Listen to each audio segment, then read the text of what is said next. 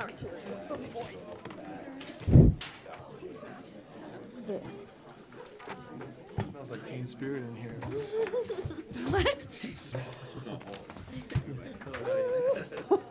Like cough drops, is that what you're saying? Halls.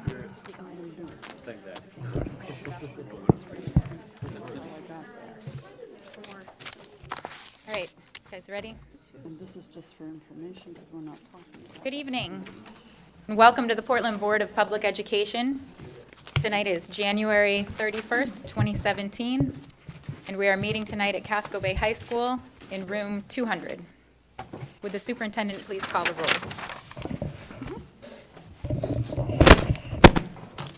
Is this on? Yep. Ms. Seeliger, Here. Ms. Vendil, Here. Ms. Hatzenbuehler, Here. Ms. Davis, Here. Ms. Thompson, Here. Ms. Morioni, Here. Mr. Eater, Here. Mr. Rodriguez, Presente. Ms. Donato, Ms. Farah, Ms. Hassan, Mr. Siegel, Here. and Chair Terraro. Here. Would everyone please rise for the Pledge of Allegiance? Pledge allegiance to the flag of the United States of America and to the republic for which it stands, one nation, under God, indivisible, with liberty and justice for all.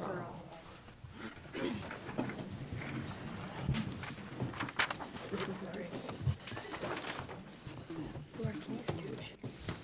Yeah. So tonight is a special meeting of the Board of Education, and we do not have reports of the chair, the student, the superintendent, the secretary, or the committees. And by way of introduction, tonight we are being asked to consider the proposal for a $61 million bond to rehabilitate the school buildings under Buildings for Our Future. The four buildings are Presumpscot, Longfellow, Reiki, and Lizeth Elementary Schools. The $61 million bond is different from the $71 million bond that was approved by the board in June of 2016. In July of 2016, the City Council established the School Facilities Ad Hoc Committee to review the board's $71 million Buildings for Our Future bond proposal. The committee met over the past 6 months and modified the original bond from 71 to 61 million. Today, we are going to discuss the proposed changes and determine, consistent with the council's order, whether to accept the proposal. Our process tonight will be for Marnie Morioni and Ethan Strimling as co-chairs and drafters of the revised bond proposal that is being considered to walk us through the work of the committee, including the proposed changes. We have staff here from Oak Point, the firm that developed the Buildings for Our Future proposal that was approved by the board in June, here today with us to answer any questions, along with staff. After the presentation by the committee co-chairs, we will listen to questions and comments from the board, and following that, we will open the floor for public comment. In the end, and this is different from what was advertised, the board will be asked to consider, oh, I'm sorry, we're not doing that. I think we're good. Okay. I think we're good. We had some clarification that went on just prior to the meeting about the language in the motion, but following the board debate, we will take action on the motion as publicized on the agenda. So, with that, I would call for a motion. So moved. I should read the motion. Consideration and action to accept the Buildings for Our Future plan valued at $61 million and to refer it to the city's finance committee. So moved by Sarah Thompson and seconded by Ms. Morioni. And so I'll ask Ms. Morioni and Ethan Strimling to present to us on this. Oh, I'm going to come to the podium too, with you.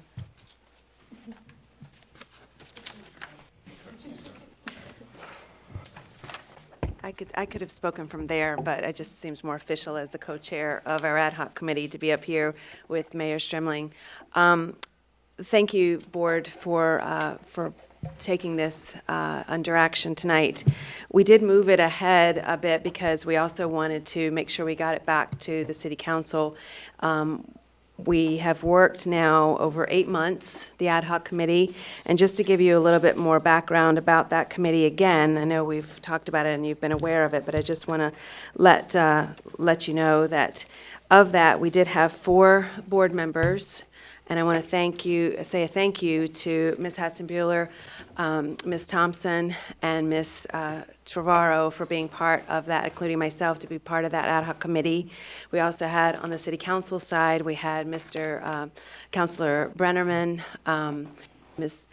Nick Mavadonis, Councilor Mavadonis, and Councilor Costa. Thank you. So it was a lot of great work. I think that it was also unprecedented work.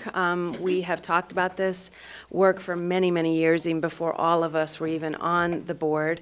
And it finally came to, I think, a very good, productive work with all 8 of us together.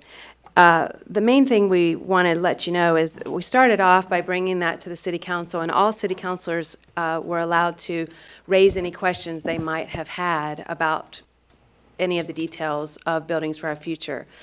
The Buildings for Our Future was what we collectively had voted on July 21st as a board, the Buildings for Our Future work, and that's where we had decided in a vote of 6-2 for the $70.5 million facilities rehabilitation bond, and then again, it was called Buildings for Our Future Initiative. So we agreed that that would then go to the city council. The city council decided to create the ad hoc committee. Of those questions that city councilors brought to us, it was over 100 questions.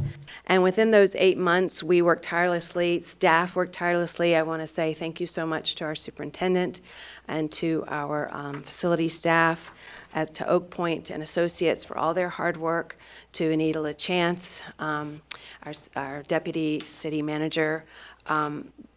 I know I'm missing people, but point being is that a lot of hard work and hours went into this.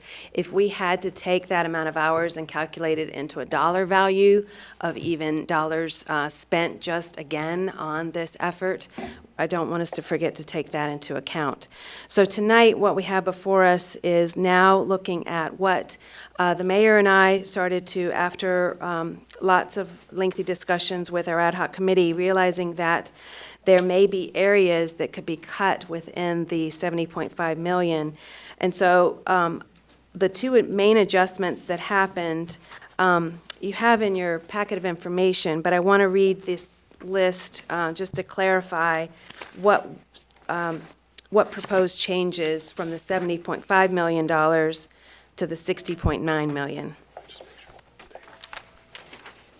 And so the proposed changes from the original BFOF package include eliminating second floors from Lyseth and Presumpscot, which will retain the ability for future additions, realizing the savings through bulk purchases of movable and built-in equipment, reducing the gyms from elementary-sized gyms and removing the lockers in Lyseth, Presumpscot, and Longfellow, eliminating playground upgrades and outdoor learning improvements, and shift site and electrical works, including the elevator, to a state application or CAP funding, add a full-time project coordinator to shepherd each school through the renovation, and add operable partitions for collaborative instruction as appropriate.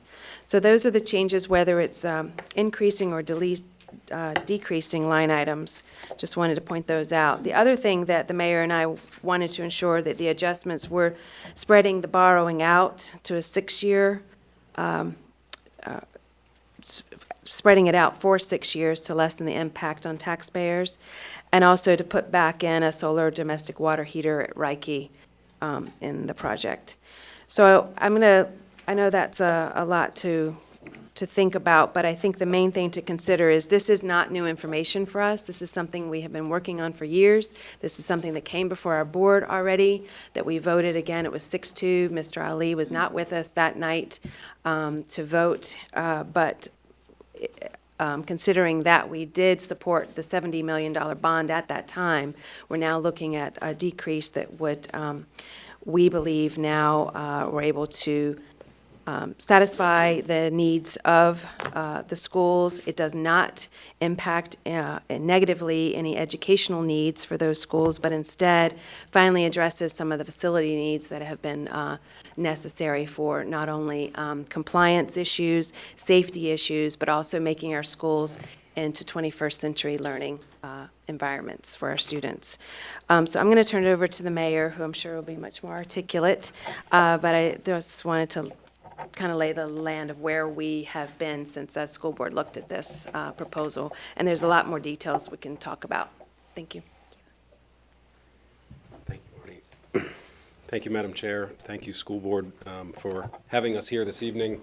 I do also want to express my thanks to the members of your board who joined us.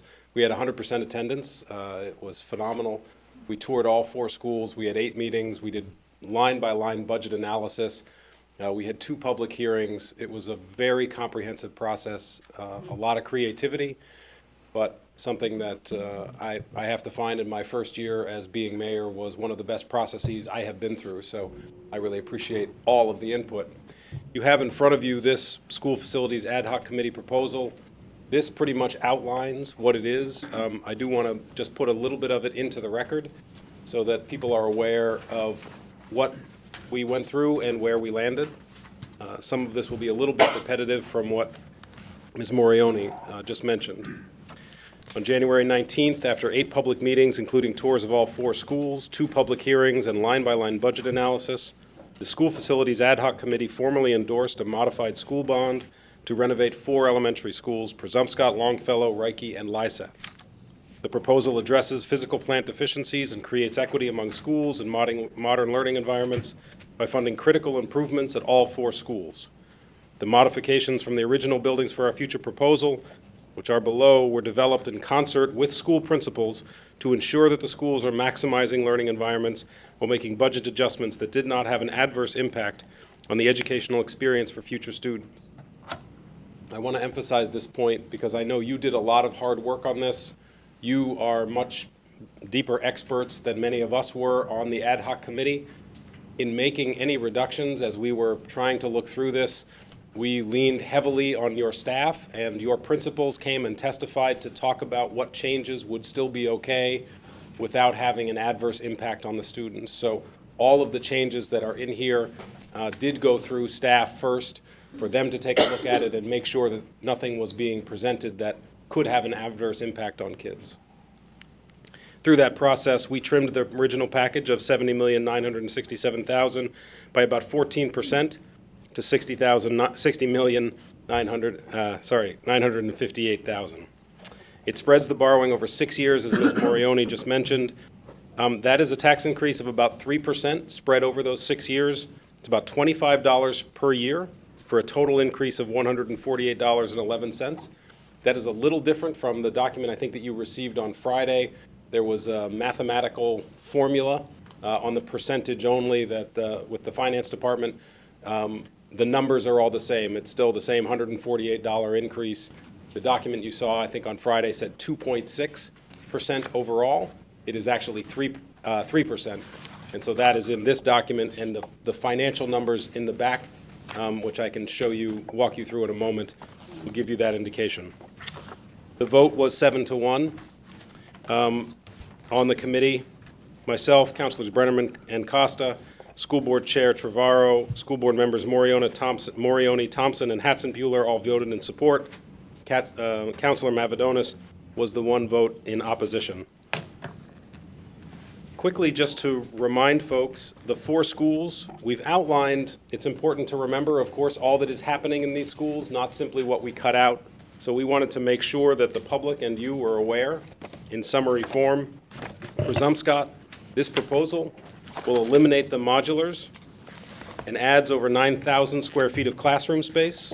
Restrooms for additional classrooms are added, a separate gym constructed and lunchroom created, adequate OT, PT, ELL, music, art, library, and kitchen space are added, improved security and sightlines for the entrance, more functional parent drop-off bus loop will be constructed, upgraded learning technology, plumbing, electrical, and sprinklers installed, significant deferred maintenance addressed, and LEED certified, as they all will be. And that school is $13,628,000. Longfellow, the building is made fully ADA compliant with new, more secure entrance, full asbestos abatement, a separate gym constructed and lunchroom created, adequate reading, ELL, gifted and talented, music, art, library, and kitchen space, upgraded learning technology, plumbing, electrical, and sprinklers installed, significant deferred maintenance addressed, and LEED certified for a cost of $13,783,000. Reiki, acoustic and lighting problems corrected, enclose classroom corridor walls, provide operable partitions, and add a pre-K classroom, maintains the ability for large open spaces for collaborative learning, appropriate health station created, right-size the art, music, and reading spaces, Title I OT, PT, and Reading 180 spaces added, upgraded learning technology, plumbing, electrical, and sprinklers installed, solar heater for the pool, significant deferred maintenance addressed, and LEED certified. That's at a cost of $17,246,000. Finally, Lyseth, the modulars are eliminated and classroom space added, pre-K, kindergarten, and gifted and talented space created, adequate ELL, speech, art, music, library, nurses station, and social worker space added, a separate gym constructed and lunchroom created, upgraded learning technology, plumbing, electrical, and sprinklers installed, significant deferred maintenance addressed, LEED certified, $16,300,000. As you can see, and as you know all too well, this is a significant investment on behalf of our city residents, but as I hope you can also see, and as you know very well, these changes in these schools, as we looked at this over the months and at our 8 meetings, it became very clear that these were needed changes. There was nobody on the task force who said these changes weren't necessary. The only dissension vote that we had was how to fund it. It was not about whether this needed to happen. That's very important, and we learned that very clearly. So for us and everybody on the committee who was working on this issue, that became very clear. The question was, how do we do it? And obviously, the vote was 7-1 that this was the best way. On the financial piece, on the back page, just so you know, what we asked them to do, what you had was this is what I think I handed to you a little bit ago.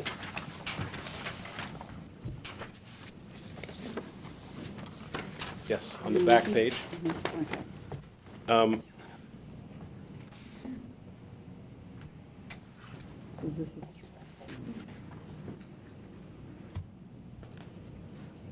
On the financial side, so what I asked was to spread out, what you saw was over 4 years. What I asked them to do was spread out over 6 years so that we could see the impact of basically $10 million a year and at the 61. And what you can see there is that the bottom line numbers are the same. You're seeing the tax increase of about $148. It's about 0.5% each year. If you look at perhaps in FY 2019, you'll see the mill rate goes up 12 cents. In FY 2020, the mill rate goes up 23 cents, and et cetera. That's cumulative, forgive me. From 12 to 23 to 34 to 45, it's 66 cents on the mill rate over the 6 years. And that impact is about 3% or $148 on the tax roll. Final piece I would add is that we also, as I'm sure you're aware, led by your superintendent, did try to appeal to the state one more time to see if we could get funding. A number of members of the committee went, and unfortunately we were rejected. These 4 schools have now, 4 of these schools have been rejected by the state 3 times, and 2 of them were rejected a 4th time in that appeal. I think that was the general energy from the committee, is that the state is not going to be funding these. They've rejected us so many times. And we heard from your superintendent that there are other needs in the school department to perhaps apply to the state for that may score better. I'm sure you've seen some of that backup material. Sebago Techniques did a report, said that Casco Bay Paths, where we are tonight, would probably be the primary target for state funding. based on their regionalization approaches and the needs in the school. And with that in mind, and recognizing that the state has never funded more than one school for us in any cycle anyway, might as well put the energy into that and get these done locally. With that, I'm happy to answer any questions. Thank you, Mayor Strimling. Are there any questions on the motion? Seeing none, did you have anything further, Ms. Morioni? No, I don't. I just want to, I don't know if we've been emphatic enough about the fact of the amount of labor that did go into this. And again, I just wanted all the people that are here to speak tonight and the staff. It's a exciting time, I think, for us to really basically put our energy and effort to get these facilities done for our students. And just I think I want to say thank you to our community who's we've heard from, has been at these ad hoc meetings. It's been full often when it's not even been a public hearing. And again, as the mayor said, we did have 2 public hearings. And our final public hearing, we had over 50 people stand up to speak at that evening, and only 2 to 3 who were opposed to it. So I just wanted to add that portion as well. So thank you. Thank you. So with that, I would open it up to public comment. And I just want to remind folks about the rules on public comment. As you come up to the podium, please state your name and address. You'll have 3 minutes to speak to the board. If you don't conclude within 3 minutes, you may request an extension of 1 minute. Speakers should refrain from making comments that are directly addressed to one person. They should address their comments to the chair. And there are no comments, expressions in the audience on one side or the other. It's important that we create a safe space for all voices tonight. So with that, I would ask anyone that wishes to speak to approach the podium.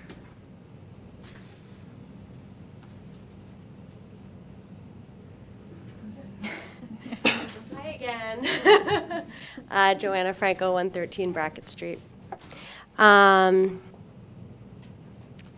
I want to thank the ad hoc committee for all their hard work on this. I want to thank all of you who've been working on this, some of you for 10 plus years, I don't know. So I think we now have momentum to move this forward. I'm so thrilled for the students of Portland. The elementary school, many of our students at these 4 schools will never personally benefit from the renovations to the building, but the next generation of students will, and all the families who look at moving to Portland will have more reason to come. So I just urge the school board to move this forward, and let's bring it to the city council and then to the voters. Thank you. Thank you. Anyone else?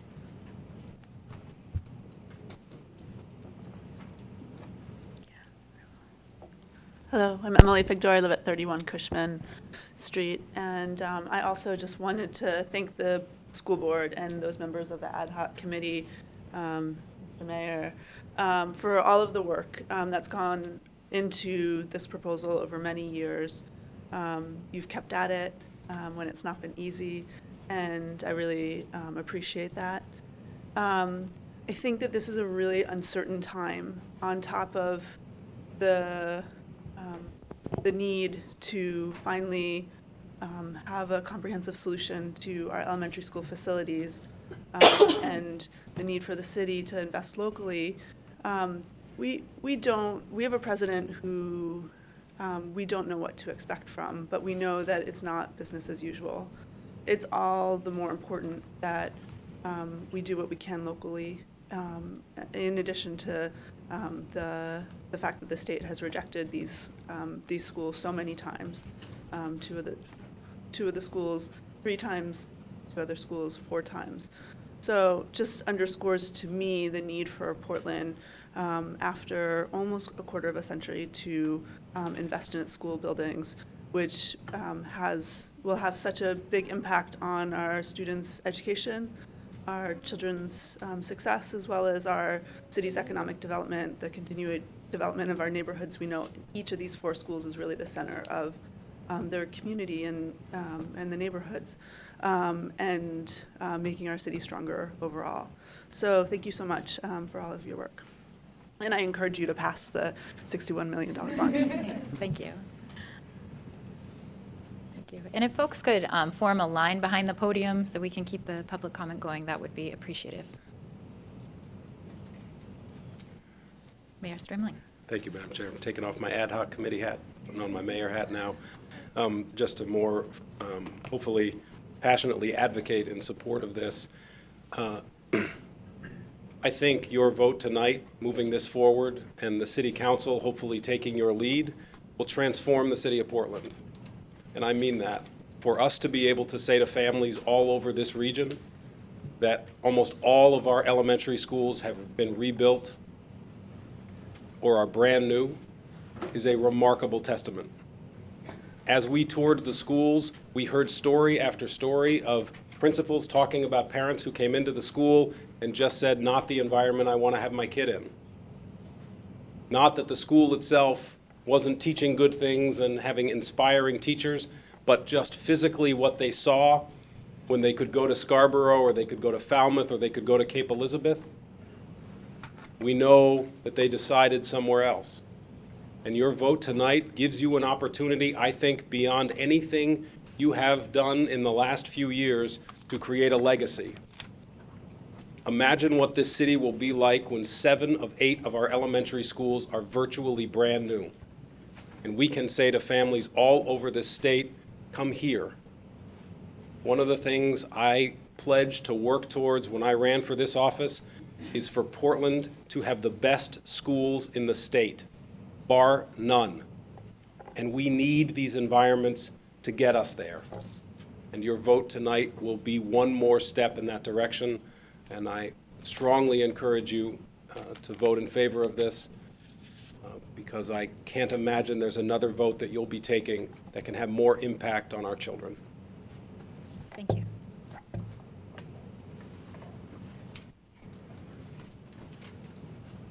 Madam Chairman, members of the board, thank you for your time. My name is Jim Barr. I live at 131 Chadwick Street.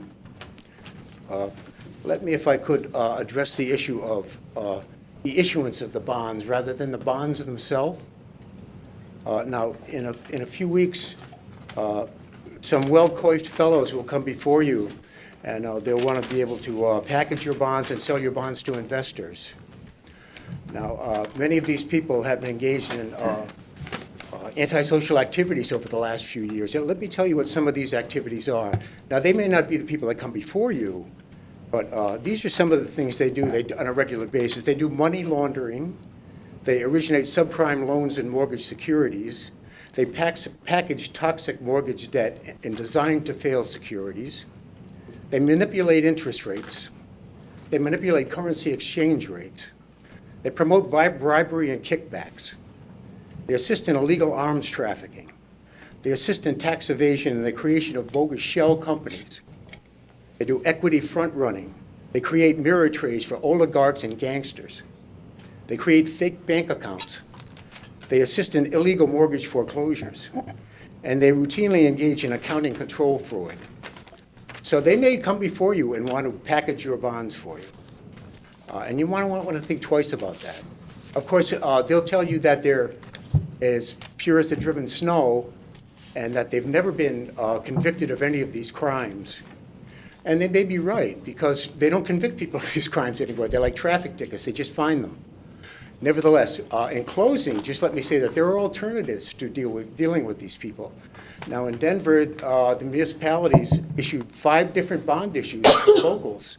They made small bond packages so that the locals could afford them.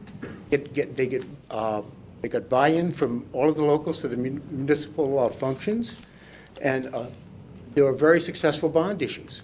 And you could think of something like that going forward. Thank you. Thank you, Mr. Barr.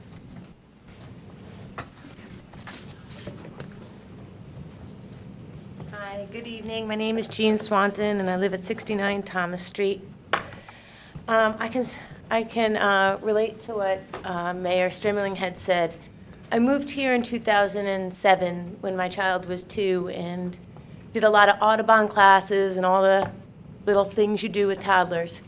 And everybody would ask me where I lived, and I told them, and they'd be like, oh, Reiki. And there was this one substitute teacher, actually, who we became friends, and she went and it whispered to me, please don't send your kid to Reiki, because I substitute there and I can't hear the kids. In fact, I hate going there because I always have to shush them, and I never want to shush kids. So that made me go, oh, I don't know. But I did take a tour, and just like I fell into it, just like everybody else, the electric Kool-Aid, where it was just, it's not, don't let the school bug you upset you, look at the teachers. And at that time, it was Mr. Brewster gave me the tour, and I saw the passion in the teachers, and I was willing to take a leap. But when I did take the leap, I also said, I'll do it, but I'm also going to invest all my time that I can into being an active parent. And you've all seen me many times talk, blah, blah, blah, so you know how active I've been. But so I've been fighting for Reiki since 2010 with the crosswalks and the sidewalks and trying to fix concrete. And then in 2012, with the initiative for the $40 million bond, it was sad to see it go through and not pass through the City Council Finance Committee. And I complained to this, but a lot of you were on that board, on the school board, fighting hard to get it through. So you know how I feel. In fact, I don't need to tell you. You can write your own book about it.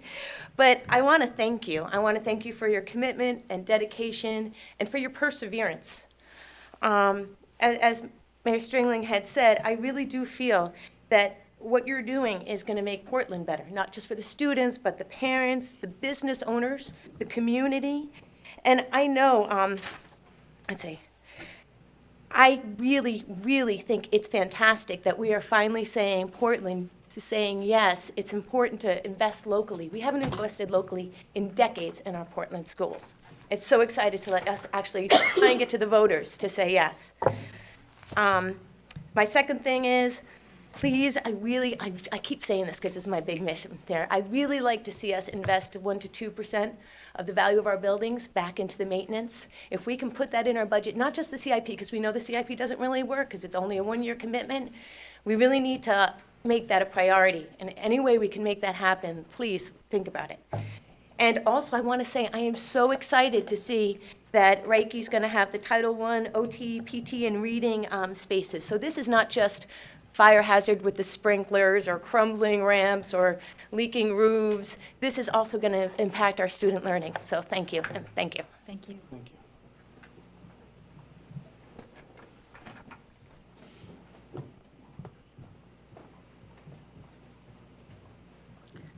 The podium is open. Is there anybody else wishing to speak?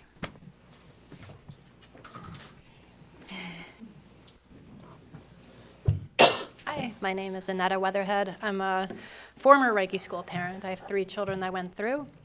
My oldest is 22, and when she was little, we were hoping that Reiki would get state funding. And each year, the staff would cross their fingers, and it wouldn't happen. And I just think that it's overdue, and it's time. We owe it to our students. We owe it to ourselves. We do owe it to our community.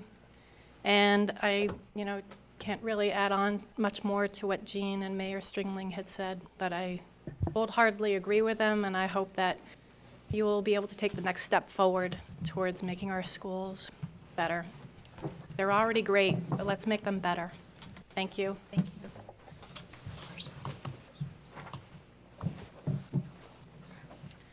Anyone else?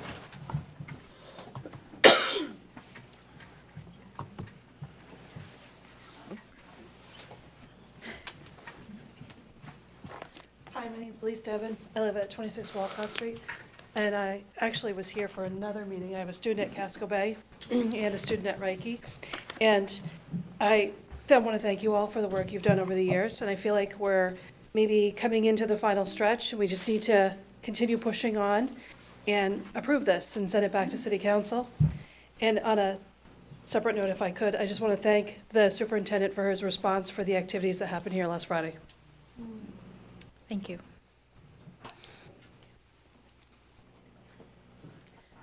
Any other public comment?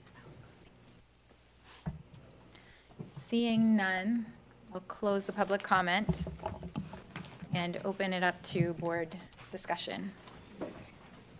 Any board members wishing to speak? Comment.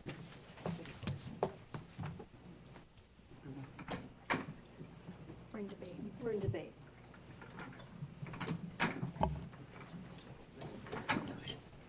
Ms. Thompson. I guess I'll break the ice. So I want to, first and foremost, I appreciate, excuse me, the thanks from the community and the emails and so on and so forth. But also, I want to not diminish the hundreds and hundreds of hours that the community spent with us doing charrettes when we started this Buildings for Our Future. I gave to the board this evening, and it was I guess it continues, and with every piece of paper I look at my house, having to do with this from 2006 forward from my service, but also starting back to 1998.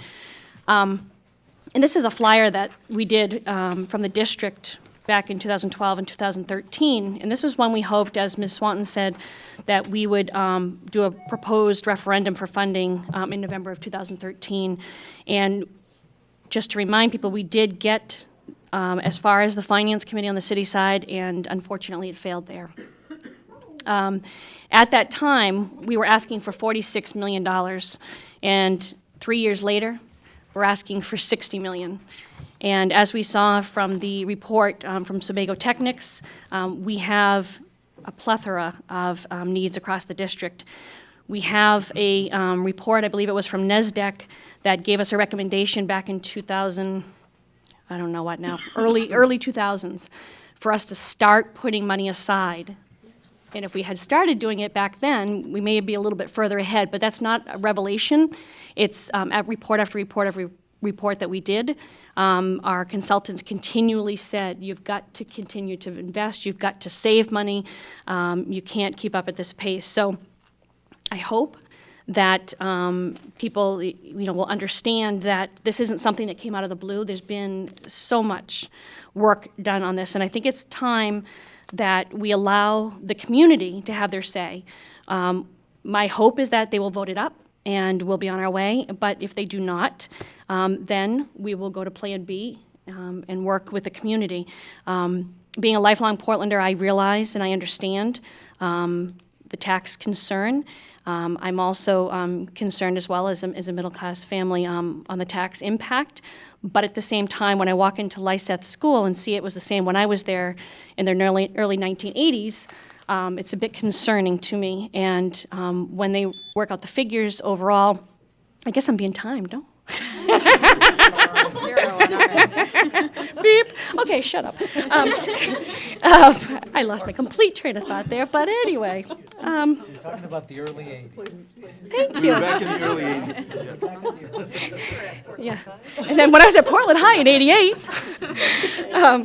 No, but what I was going to say is having been through many of the schools here, they look the same, and it is time that we renovate. My children. My oldest daughter went to school with Miss Weatherhead at King Middle School, and now she's 22 and a nurse at Maine Medical Center. And my daughter, who started in kindergarten when I started this work on the board, is now graduating from Casco Bay High School, and we haven't done any renovations.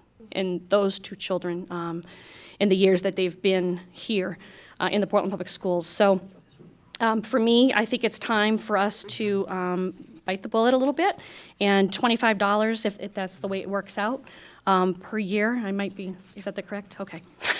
There's so many figures all the time. Then I'm willing to do that. And I know it may mean changing some people's budgets and things of that nature, but I also want to let the community know, those that are on a fixed income, that we do take very seriously your comments and concerns, whether it be on this or on the budget and so on and so forth. But at the same time, we need to maintain an attractive city, and we are the best darn city in this state, and will remain that way. So, thank you.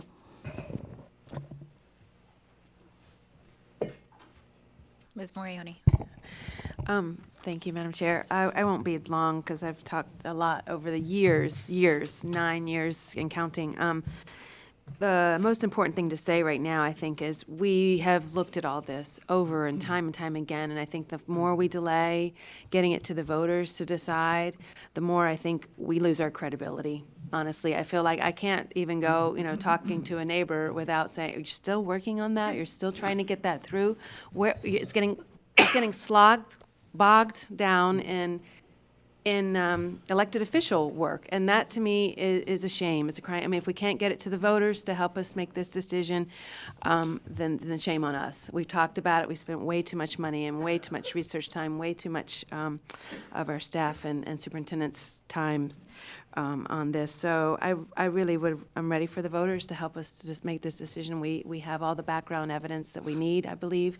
And one other thing that I don't know for those who weren't at the public hearing, at the ad hoc meeting, one point that was brought up by a teacher was that we talk about the students and what they need, but our teachers, I had really hadn't honed in and thought about the health and safety and well-being of our teachers that are in these old schools, and what does it mean for them to have to work in an environment and always trying to, shuffle students around to make it better, for them, and they're every day in and day out, trying to do workarounds for our students in not very good conditions, and also the health implications potentially for working in asbestos buildings or, things like that. It very much of concern to me.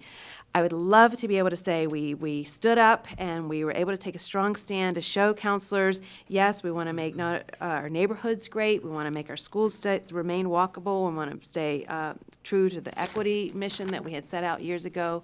And I think tonight's our chance to show that and be strong, again, for the counselors to see and the community to see. Thank you.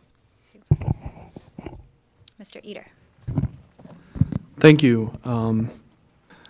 I joined the Portland Board of Education because all the time that I've been observing school issues, we've been talking about closing schools. We've closed a school, an elementary school, and there's been a lot of talk about shutting down schools. I felt that I could begin to see on the horizon the sunset of public education in this country.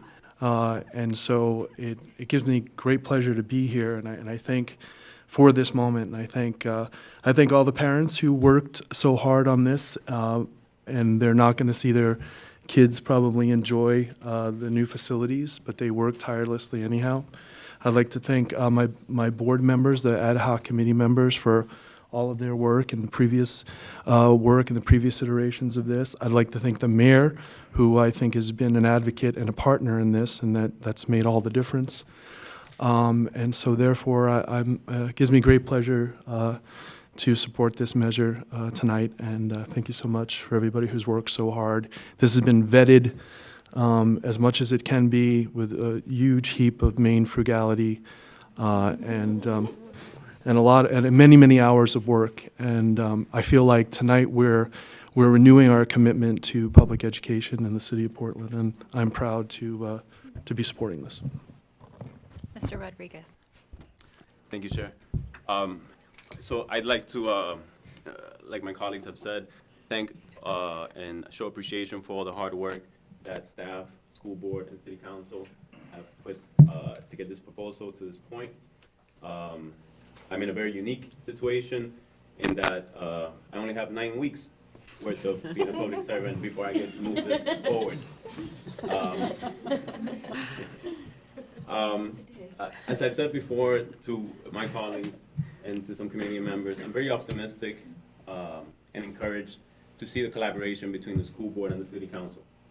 And I say that because we all recognize beyond the need for our facilities, the many challenges that public education faces in this country and as a nation. And so, again, the collaboration between these two bodies is going to be necessary for us to meet our goals. And again, the optimism and the encouragement that I've received after seeing the work that you guys have put together just makes me feel really, really strong about what we can achieve. So again, thank you very much for all the work that you guys have done. Ms. Bendel. Thank you, Madam Chair. I too will be supporting this measure tonight, and I think it's been a long time coming. It's interesting, I remember the vote that we took in June and the debate and the swell of, public comments, and, I felt like I had a lot to say. We need to be doing this to take a step forward, and, here, we are at the end of another process, at the end of another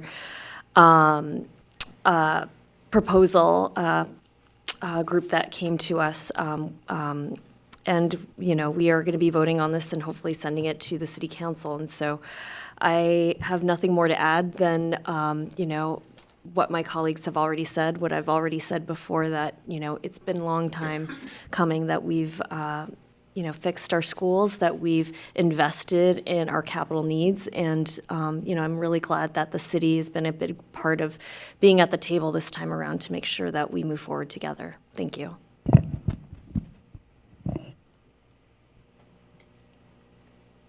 Ms. Hudson-Buehler. Thank you, Madam Chair. I echo much of what everyone else has said, and really benefited from my time on the ad hoc committee, so I appreciate that opportunity. And I do plan on supporting the action tonight.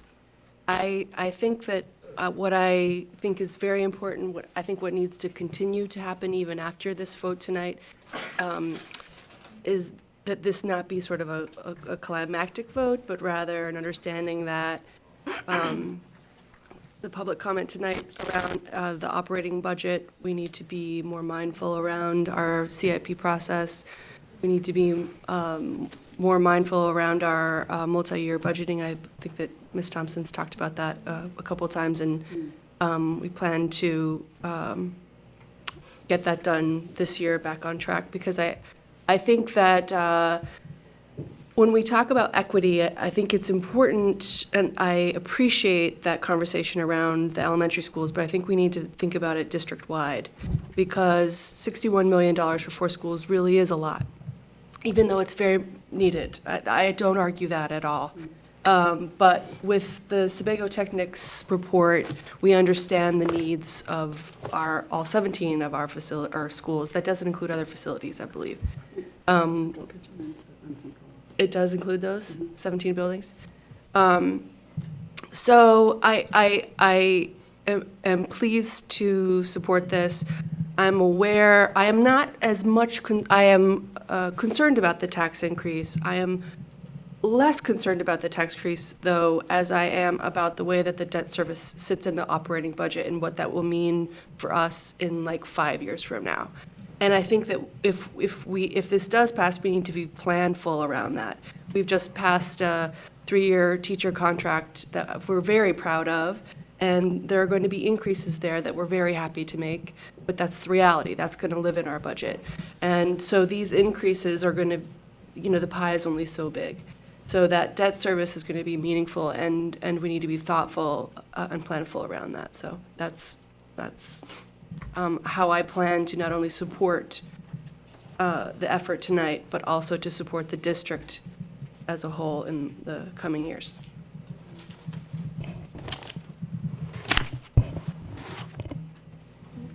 Ms. Seeliger? All right. I just want to thank the people who worked on the ad hoc committee, and definitely want to thank all the parents and constituents and people who came to all of our meetings over the years and didn't lose hope and continued to work and advocate for students and children and the staff and rebuilding our schools really for the future of Maine and for the future of our city. And I just want to remind people that I look forward to passing this tonight, but it's not over yet, so please continue to cajole the council, and I look forward to all of you guys passing it, and it'll be great to see it in the referendum and have it pass with flying colors, and thanks again for all of your hard work. Ms. Davis? As people have talked, I've heard a number of different perspectives which I share. some of the comments brought me back to when I first moved to Portland and bought my first home 37 years ago. This spring, I will write my 74th personal check to the city of Portland for property taxes. Each paycheck I save to meet that bill twice a year. It's a very personal experience for me. Some people have it withdrawn. It kind of happens behind a screen or you pay rent. But for me, that's been a very personal expenditure. It's been one that some years has been easy, and some years has caused actual personal financial pain and changes in my family's place of living. We moved once because taxes became too high in the home we owned, and we've had to cut our budget. So I think I am mindful as we talk about the need to recognize that what for some in our community is not a sacrifice, for others may actually precipitate a life-changing decision. And I say that from a place of personal experience.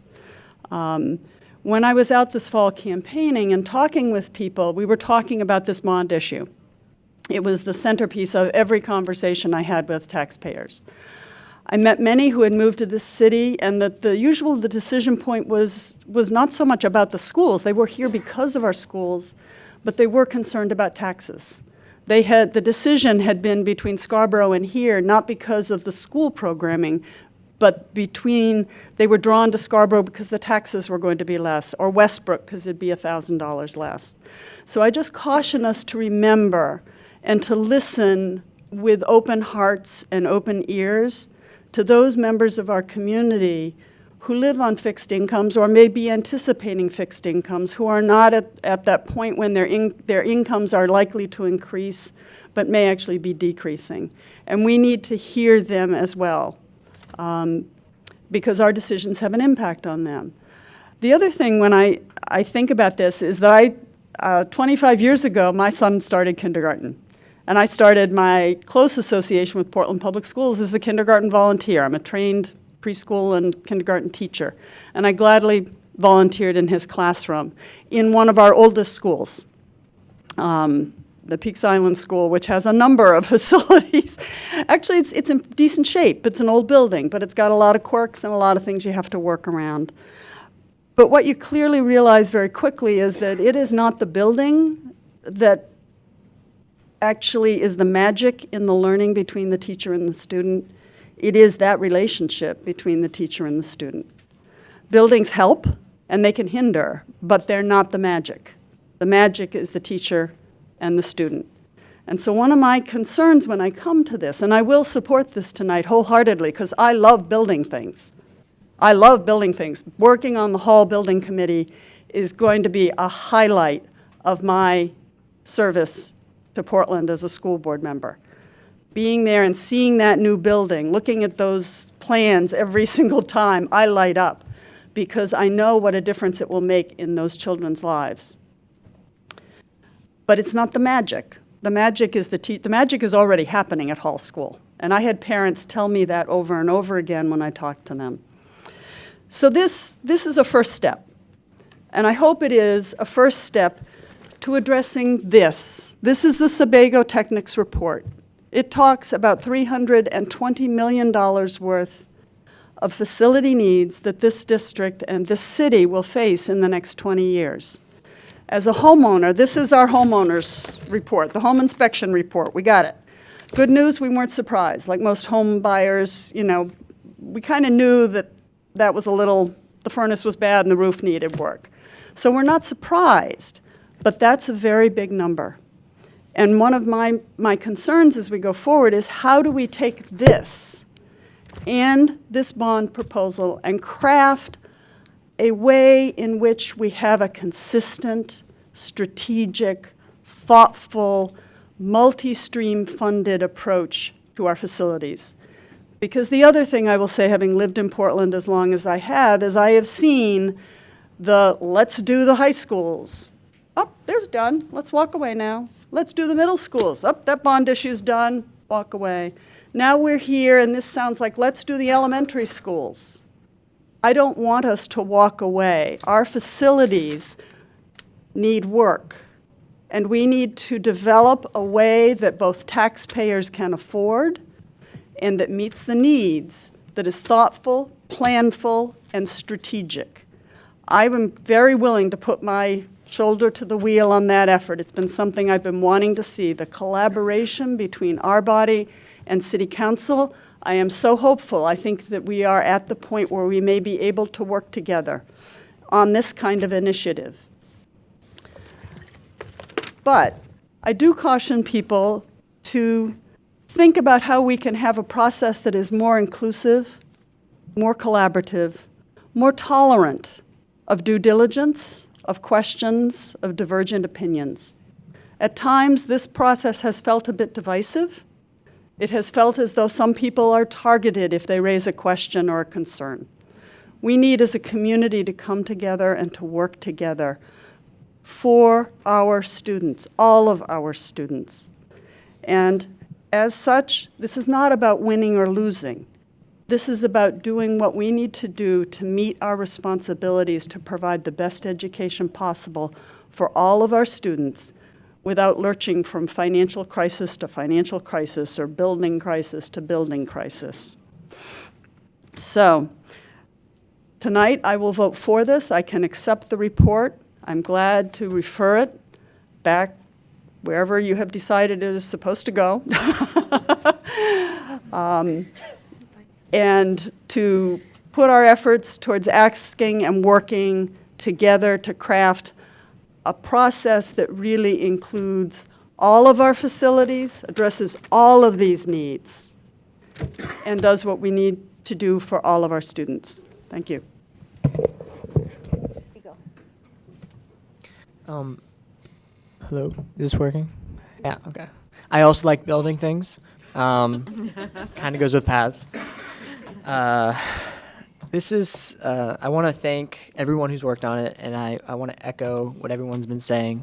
But I also want to thank the teachers who have been dealing with subpar classrooms and environments that for years, and still being able to create that connection, and which is really the most important thing, is amazing, and I can't commend them enough. I support this. I supported the $70 million bond. I support this. I think it's more fiscally responsible, and I don't want to have to come back here 15 years down the line to talk about, let's get these elementary schools going. So I'm happy to support this, and I think it's a great plan. Thank you. Anyone else? All right, I'll keep my comments brief as well because I agree with everything that has been said, and we've spoken about this a number of times now. This, I think, is for many of us our third time voting on this within the last year. So I do want to thank co-chairs Morioni and Mayor Strimling for your work on this and for sharing the proposal tonight, as well as Superintendent Botana and our staff that has worked on this. For me, it's about creating space for 21st century learning. We are teaching 21st century learning in our schools in mid-20th century buildings, and it's not working anymore. And it really is deferred maintenance. So I've said before, I understand the financial implications. I have those concerns too. I know what a typical increase in a budget looks like, and it's quite small. But I'm moved by the fact that these are such badly needed improvements to our schools, and I'm moved by the fact that education needs to happen, and our teachers need to be equipped to have education happen in a 21st century way. So with that, unless there are any other comments, I would call for a vote. All those in favor of accepting the Buildings for Our Future plan valued at $61 million and referring it to the city's finance committee. So indicate. It's unanimous with the students voting in the affirmative.